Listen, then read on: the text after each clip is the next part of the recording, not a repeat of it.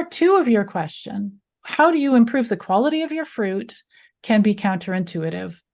And that is when you first plant your tree, that first year you plant a tree, remove all the fruit on the tree. Even if it has, sometimes they don't have it, sometimes they do. Take it all off gently in the early spring. Allow it to invest its energy into its root system to establish itself. I do that for 2 years. I don't let them fruit at all for 2 years. After that, I thin the fruit on the branches. Okay. So if you've got clusters of apples, I will leave only one per cluster, one apple per cluster.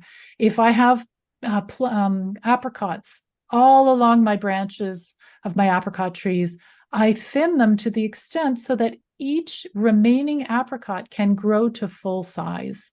Otherwise, you're going to have a whole bunch of tiny little hard fruitlets.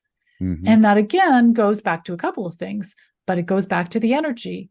Would I rather the tree use its limited amount of energy to make a whole bunch of fruit that doesn't taste good?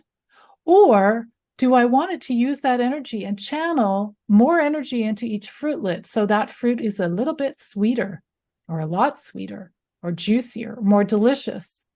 And the same thing, the apricots on the branch. If I thin those apricots, wouldn't I rather they be full size and not competing with each other?